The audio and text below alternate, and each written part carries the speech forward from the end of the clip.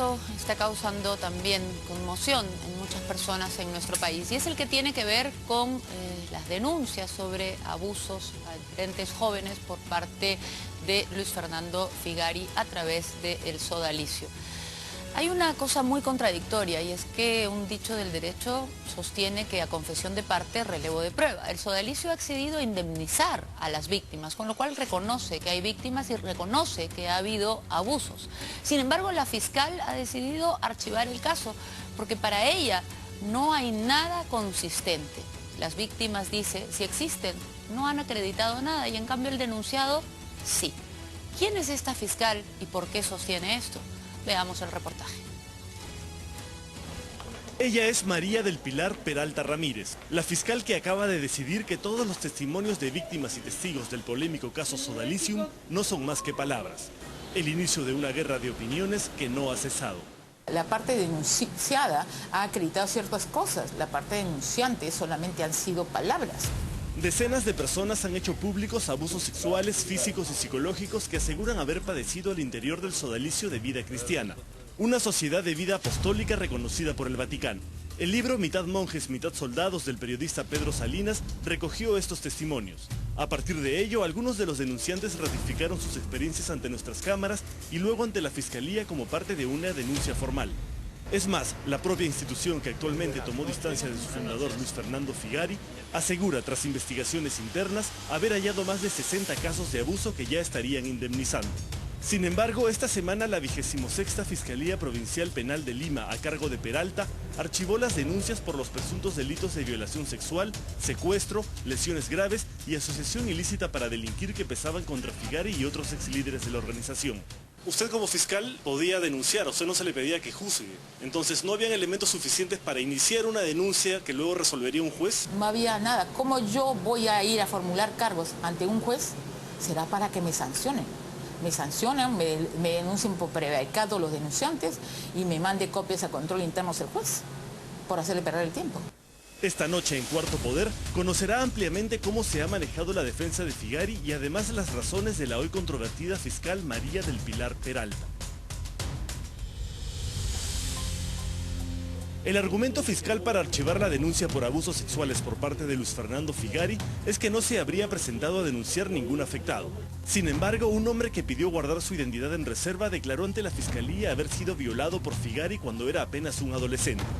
Esta persona es la misma que en el libro Mitad monjes, mitad soldados da su testimonio bajo el seudónimo de Santiago. Frente a la fiscal Peralta, Santiago declaró: "El motivo de mi retiro fue el ser abusado sexualmente por Figari. Dicho abuso no lo comuniqué a las autoridades civiles, ni a mis padres, ni a nadie". Para el abogado de Luis Figari, ese testimonio carece de valor porque el agraviado no pasó en ese momento por una pericia médica que demostrara que efectivamente había sido violado. Pero en estos casos, los menores usualmente no le cuentan a nadie que han sido víctimas de un abuso de este tipo. Cierto, cuando sale el caso a la luz, tiene que acreditarse el hecho. Pero he aquí el detalle que tanto se ha criticado a la fiscal. Cuando el abogado de los denunciantes le pidió a Santiago que describiera el abuso sexual del que fue víctima a los 16 años de edad, la fiscal Peralta se lo impidió, argumentando que había sido citado solo como testigo para la denuncia por los delitos de secuestro, lesiones y asociación ilícita para delinquir, y no como agraviado por el delito de violación sexual, cuyo plazo para ofrecer testimonios ya había vencido. No se presentó absolutamente nadie, se presentó en ese caso. No, Sin embargo, a pesar de la se presenta esta persona a quien Pedro Salinas llama Santiago en el libro, y él sí narra un evento de violación sexual como víctima del señor Figari. No se presentó en el caso 628, sino fue ofrecido como testigo de parte de los denunciantes. Lo presentan a postrimerías de la investigación, cuando el plazo ya estaba vencido. Lo presentan como testigo. El detalle del ultraje del que asegura fue víctima y que la fiscal se negó a escuchar está descrito en el libro Mitad monjes, mitad soldados de Pedro Salinas. Lo más extraño de todo es que mientras iba penetrándome pedía que me masturbara.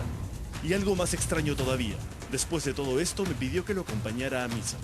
Y la fiscal se ha negado siquiera a evaluar esa situación.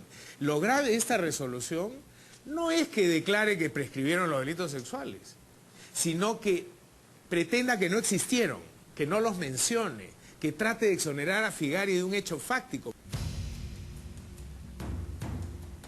Todos los denunciantes coinciden en señalar que fueron víctimas de un trabajo psicológico destinado a aislarlos de sus familias y sus amigos y privarlos de la capacidad para tomar decisiones libres y propias. Para ellos, la vida en el sodalicio era la única alternativa que creían tener y ni siquiera podían considerar la posibilidad de renunciar a ella. Esto es lo que narró a Cuarto Poder hace poco tiempo uno de los ex-sodálites agraviados. No era que me impedían físicamente irme del sodalicio. Yo me lo impedía porque habían construido adentro de mi cabeza una cárcel, no fuera. Y una cárcel que está adentro de tu cabeza es mucho más poderosa que un muro. Por eso la figura del secuestro presentada por los abogados de los denunciantes no alude a un secuestro físico, pues pese a que no estaban totalmente privados de su libertad de desplazamiento, aseguran haber sido manipulados de tal manera por la culpa y el sentido del deber y de la pertenencia que les era imposible romper su vínculo con el grupo. Ni siquiera, existe en nuestro ordenamiento penal, ¿no?, el secuestro mental. No existe el lavado de cerebro. Si quisiera que se tuviera hecho un secuestro mental, en todo caso tendrá que legislarlo el Congreso para que nosotros los magistrados podamos aplicarlo. Comete un infantilismo jurídico quien sostiene que el secuestro es solo un secuestro físico y no un secuestro emocional en la incapacidad de tomar decisión. Nuestros clientes han declarado, y están las evaluaciones psicológicas ahí, de que ellos ni siquiera podían evaluar la posibilidad de salirse. Otro de los delitos denunciados es asociación ilícita para delinquir. Según esta tesis, el carácter religioso del sodalicio no sería más que un ropaje para encubrir los abusos que cometerían con sus víctimas. Sin embargo, para la fiscal Peralta esa figura es simplemente imposible porque en el año en que se creó el sodalicio, este delito no estaba tipificado aún. Porque sencillamente no era delito al momento de la formación de sodalicio, Cristiane Vitae, no estaba vigente la ley para que penaba la asociación ilícita para delinquir. Sin embargo, para la defensa de las víctimas, a diferencia de, por ejemplo, un homicidio, cuya comisión se produce en un solo momento, la asociación ilícita para delinquir es un delito de comisión permanente, pues se comete durante un periodo de tiempo prolongado, y hay denuncias que datan de años recientes. Cuando hemos demostrado con documentos y declaraciones de los propios miembros del sodalicium que al menos 3 de los 5 recién abandonaron el sodalicium en el año 2012, en el año 2010 y en el año 2008, con lo cual no hay ninguna posibilidad de prescripción de los 3 delitos que nosotros sostenemos que están vigentes, porque es verdad que han habido varios delitos sexuales a lo largo de la vida del sodalicium, como está documentado en varios otros sitios y lo ha reconocido la propia comisión que nombró el sodalicium, pero nosotros precisamente para evitar esta discusión sobre la prescripción de los delitos sexuales, solamente fuimos por el delito de secuestro y de lesiones en el contexto de una asociación ilícita, ninguno de los cuales ha prescrito. Todos los denunciantes afirman haber sido víctimas de maltratos físicos y psicológicos de distinta gravedad. Sin embargo, para la fiscal Peralta, las lesiones físicas resultan imposibles de probar porque sucedieron hace años e incluso décadas en algunos casos. A mí, Luis Fernando Figari me quemó este brazo, acá, exactamente aquí. ¿Ves algo? No, porque esto pasó hace 30 años, pues. Y en el caso de las lesiones psicológicas existen peritajes de parte realizados por el psicólogo Jorge Brus y el psiquiatra y psicoanalista Dante Wharton, que dan cuenta de una serie de secuelas que padecen los agraviados, quienes autorizaron a sus evaluadores a revelar algunos detalles de las pericias que les realizaron para esta nota.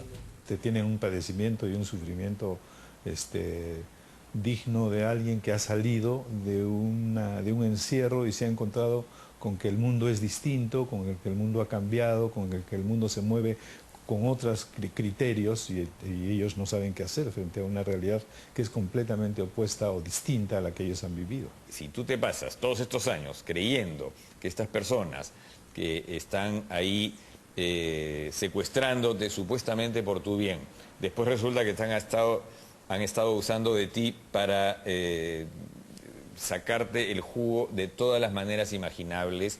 Entonces lo que te genera pues es una desconfianza tremenda en cómo obran las demás personas y no sabes en quién creer. Pero la fiscal Peralta se negó a incluir en la investigación los peritajes de parte ofrecidos por los denunciantes, alegando que los evaluadores no eran idóneos, pese a ser 2 reconocidos profesionales en sus campos. En el caso de Dante Wharton no consideró su evaluación a los agraviados porque no es psicólogo, sino psiquiatra. Y en el caso del psicólogo Jorge Brus, por haber mostrado antes una posición crítica frente a las prácticas denunciadas en el sodalicio. Y tiene que estar alejado de toda parcialización. En ese caso no era así. En ese caso no era así, porque en el caso del señor Bruce, si miran en internet, el señor Bruce, desde mucho antes de la denuncia, ya declaraba contra el sodalicio. Entonces, yo no puedo agarrar y considerarlo. Paralelamente, las pericias psicológicas realizadas por el Ministerio Público resultan sorprendentes, por decirlo menos. Señalan que las víctimas no tienen ninguna afectación psicológica porque luego pudieron supuestamente llevar vidas personales y profesionales exitosas. Han viajado porque me han acompañado a las migraciones, me han acompañado fotos de que están muy alegres, cantando y todo eso. Pero una foto no puede estar sonriendo y no eso no significa que está sano psicológicamente. Pero también le puedo decir, tenemos los peritajes psicológicos. Agraviados y testigos han declarado que fueron captados en edad escolar y que muchos de los abusos que sufrieron se cometieron mientras eran menores de edad. Sin embargo, la fiscal considera que eso no es cierto porque todos firmaron documentos solicitando su ingreso a la institución cuando ya habían cumplido los 18 años. Y según su criterio, estos documentos invalidan los testimonios. Llama poderosamente la atención que la fiscal no haya considerado en ningún aspecto la investigación recogida en el libro del ex sodalite Pedro Salinas, en el que 30 personas narran los abusos que padecieron. En este aspecto y muchos otros parece coincidir plenamente con la defensa de Figari. Eso es una novela, en mi concepto. Pero sin duda lo más sorprendente es que, existiendo conclusiones de la comisión convocada por el propio sodalicio para investigar estas denuncias y que halló responsabilidad en Figari, la fiscal tampoco las considera en absoluto. Consideramos al ciudadano Luis Fernando Figari culpable de los abusos que se le imputan y lo declaramos persona non grata. El abogado de Figari afirma que está preparando una denuncia civil contra Moroni por estas declaraciones. Pero la palabra de Alexander Moroni no vale nada. Yo tengo el encargo de estudiar su responsabilidad civil, porque sigue declarando y en alguna forma debe parar, si no quiere agravar su responsabilidad personal. Y su responsabilidad personal es una responsabilidad indemnizatoria.